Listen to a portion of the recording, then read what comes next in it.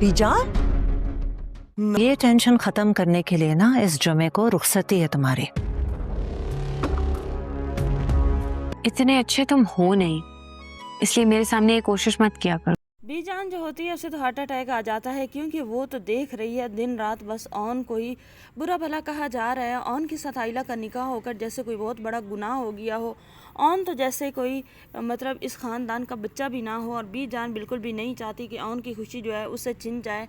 وہ تو چاہتی ہے کہ اون کی خوشی اسے ملی رہے. بڑی مشکل سے تو اون کو خوشی ملی ہے، نہ اسے باپ کا پیار ملا نہ اسے ماں کا پیار ملا. ہر وقت اس نے ڈانٹ کھائی، اور اب آئلہ سے وہ محبت اگر کرتا ہی تھا اور اسے آئلہ مل ہی گئی ہے تو اب کیا کون سا گناہ ہو گیا ہے. شمسہ بیگم جب کہتی ہے تو وہ اپنی بیٹی کی طلاق کروا دے گی، کیونکہ اسے لگتا ہے کہ اس کی بیٹی کا بالکل بھی اچھا گھر نہیں بنا.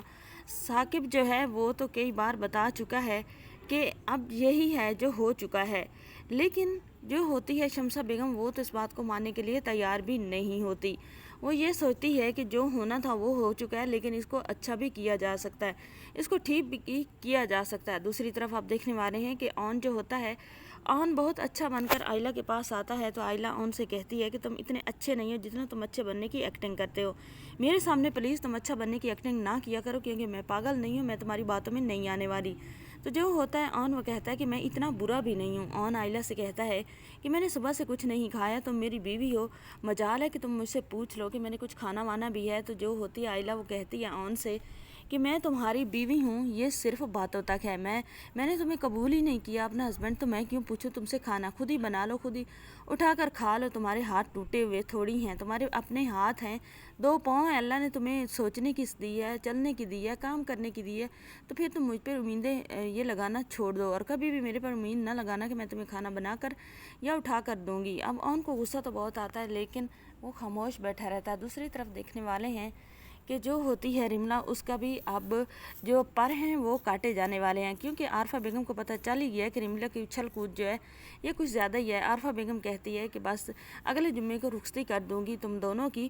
تو اب جو ہے رملہ وہ تو یہی سمجھتی تھی کہ وہ اون کی بیگم بن جائے گی، اون کی بیوی بن جائے گی، اور وہ شامی سے جان چھڑوا لے گی. لیکن اس سے پہلے کہ اون آئلہ کو چھوڑے اور وہ آئلہ اون پر جا کر ڈورے ڈالے، اسے پرپوز کرے، اب عارفہ بیگم جو ہے وہ، کیونکہ اسے بی جان نے کہا تھا کہ تم اپنے بیٹے کی ڈور اپنی اب بہو کے ہاتھوں میں دے دو، تو بی جان کی یہ بات سن کر جو ہے عارفہ بیگم یہ فیصلہ لیتی ہے کہ وہ اب اون شامی اور رملہ کی رخصتی کروا دے.